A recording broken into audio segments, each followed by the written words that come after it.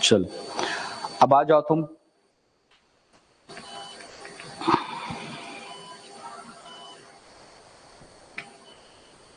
ठीक है, objective questions पे हम लोग आ जाते हैं। क्वेश्चंस नंबर 1 पहला क्वेश्चन है ना, और फर्स्ट क्वेश्चंस में हम लोग देखेंगे, ठीक है, एक एक करके। क्या कहता है कि पहला क्वेश्चन जो है आप लोगों का यहाँ पे आंसर करेंगे, what year was the school health committee constitute by the government of India, यानी गवर्नमेंट ऑफ इंडिया की तरफ से स्कूल हेल्थ कमेटी का गठन जो है वो किस ईस्वी में हुआ था? 1950 में, 1960 में, 1970 में, 1980 में। विच one of following is a correct answer? इनमें से कौन करेक्ट आंसर होगा? ए, बी, सी और डी, इनमें से कौन से आंसर करेक्ट होंगे ये आपको बताना है। ठीक है, तो बताए फटाफट।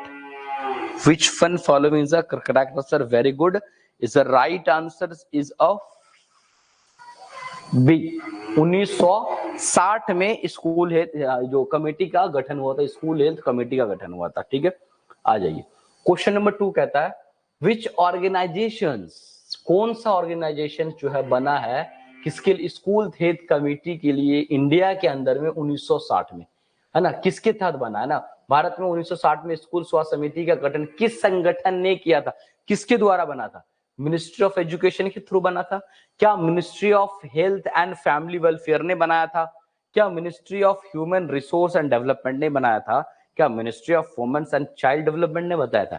ए, बी, सी एंड डी।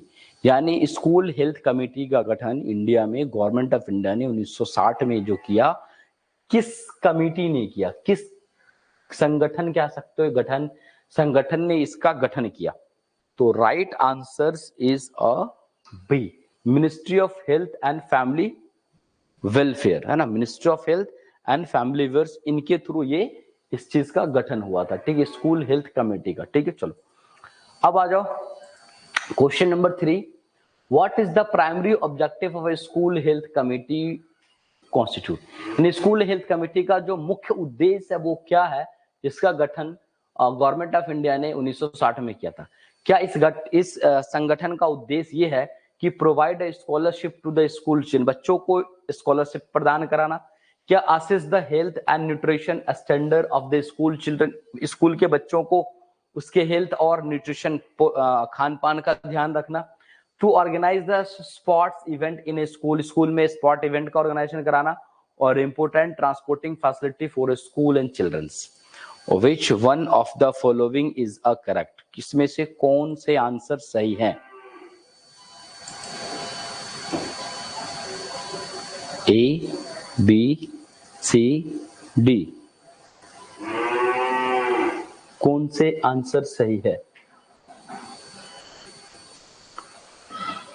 ठीक है, द करेक्ट आंसर इसका होगा कि इस गठन का जो काम था ये हेल्थ एंड न्यूट्रिशन के स्टैंडर्ड ऑफ स्कूल के बच्चों का हेल्थ और न्यूट्रिशन का ध्यान रखना, उसके स्टैंडर्ड का ध्यान रखना। Correct answer is B. ठीक है, अब आ जाओ क्वेश्चन नंबर 4, करा which objective focus on the creating awareness about the health among the children, बच्चों के बीच में कौन सा जो फोकस करता, जागरूकता बढ़ाया जाता है इसके? क्या promotion of positive health, promotion prevention of disease, early diagnosis and treatment and follow of the defect in the health awareness in the childrens, है ना?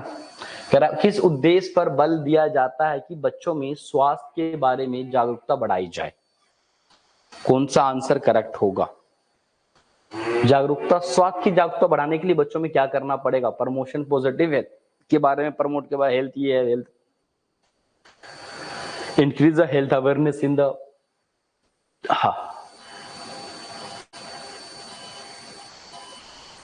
Very, this is more correct answer. यहां आप देखो फंसेंगे बच्चे, बचेंगे, फंसेंगे क्या कि पहला नंबर जो आंसर है ये भी थोड़ा क्या करेक्ट की तरफ ले जा रहा है कि the promotion of the positive health, यानी पॉजिटिव हेल्थ को सिर्फ अगर हम बढ़ावा दे दें बच्चों के बीच जाकर के, पॉजिटिव हेल्थ का सिर्फ बढ़ावा देते नहीं, अवेयरनेस, जागरूकता लाना, जागरूकता जब तक नहीं आएगी तो चीजें ठीक नहीं हो सकती। तो right answer increase the health awareness in a children, बच्चों में हेल्थ के रिगार्डिंग अवेयरनेस, उसकी जागरूकता को बढ़ाना। Correct answer is a D, है ना? अच्छा, क्वेश्चन नंबर 5, किस उद्देश्य पर जोर दिया जाता है कि स्वास्थ्य समस्याओं की पहचान और उपचार को पहले से करना चाहिए? पहले से उपचार कैसे होगा?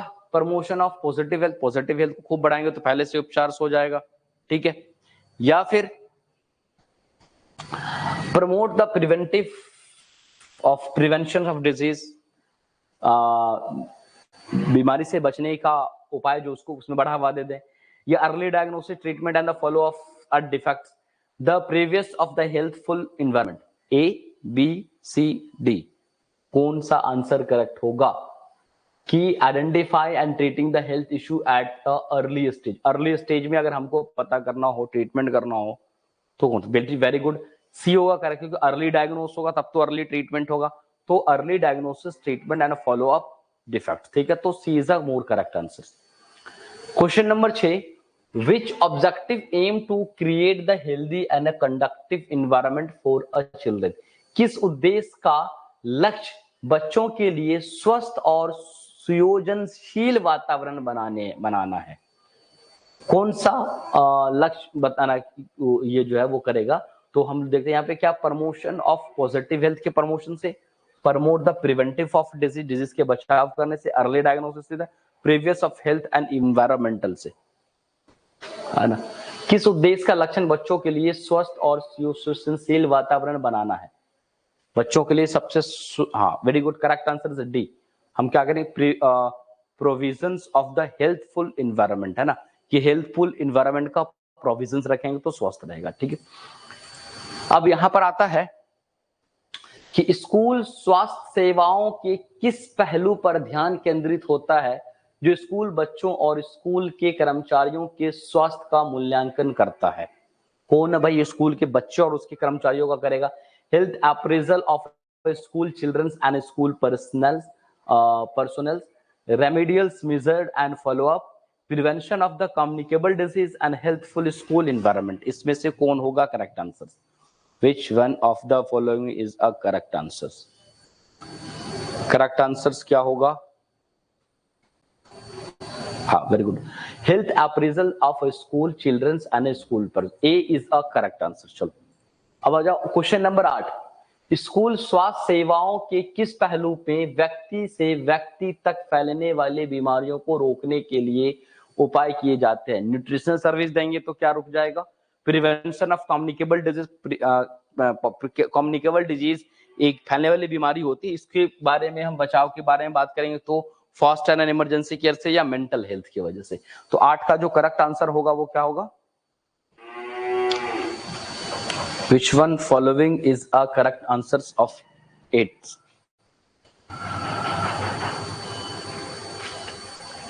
8 का जो करेक्ट आंसर्स होगा, B is a correct answer of, B is a correct answer of 8, है ना। अब आ जाओ 9 number question, which aspect of a school health services focus on a providing immediate medical assistance and a care during the emergency? School स्वास्थ्य सेवाओं के किस पहलू पर ध्यान केंद्रित होता है जो आपातकालीन स्थिति में तुरंत चिकित्सा सहायता और देखभाल प्रदान कराता है? क्या healthful school environment, first aid emergency care department होगा वो, हेल्थ एजुकेशन या आई हेल्थ?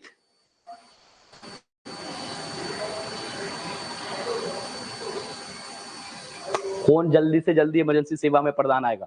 तो first aid and emergency care जो होगा वो आपको स्वास्थ्य जल्द से जल्द आपातकालीन स्थिति में ट्रीटमेंट देने की काम करेगा, ठीक है। तो correct answer is a B, correct answer is a B, ठीक है। क्वेश्चन नंबर 10 क्या करता है? स्कूल स्वास्थ्य सेवाओं के किस पहलू पर ध्यान केंद्रित होता है जो छात्रों को अच्छे शारीरिक और मानसिक स्वास्थ्य की रख रखाव के बारे में शिक्षित करता है? Mental health, health education, education of the handicapped children and I.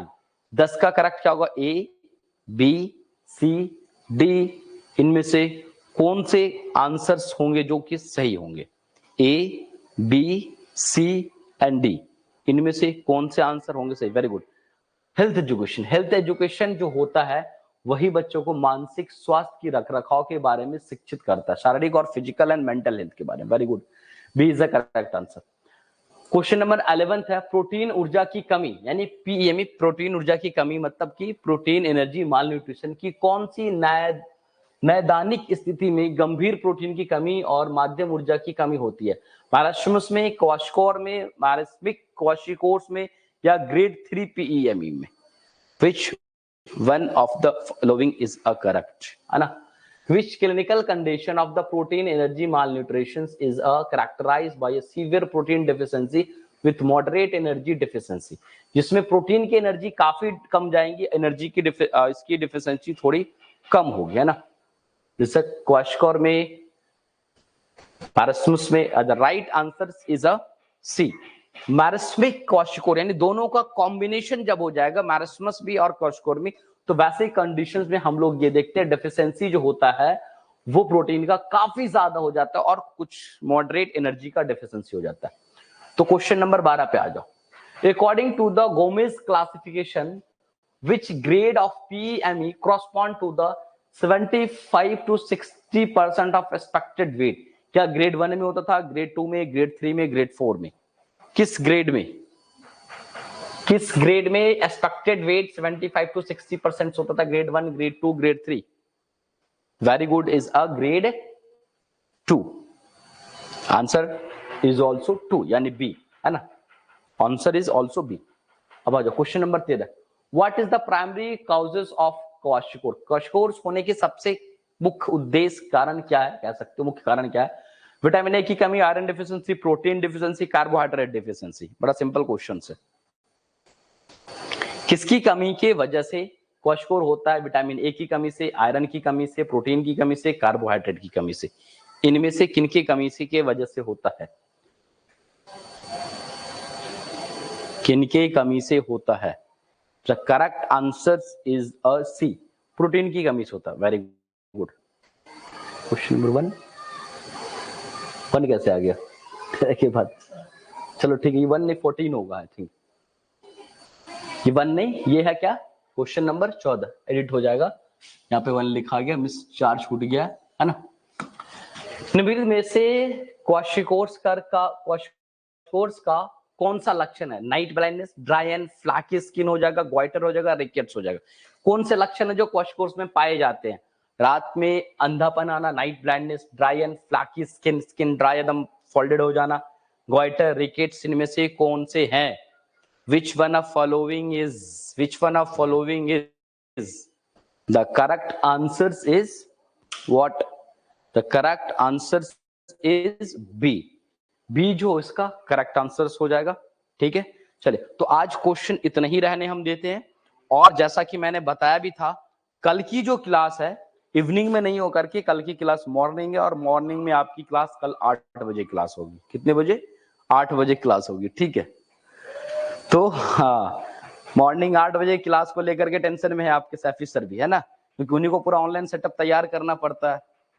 हाँ, तो वो सोच रहे कि हम भाग जाएंगे, हमने क्लास ही रख दिया है, तो अब किसी को भागने की कोई जरूरत नहीं है। तो क्योंकि मैं भले आपके सामने आके पढ़ाता हूँ, लेकिन ये जो पूरा ऑनलाइन सेटअप है वो आपके सैफी सर ही है जो कि पूरा तैयार करते हैं ताकि मैं अच्छे से पढ़ा पाऊँ। तो आप उन्हें भी थैंक्स जरूर बोलेंगे।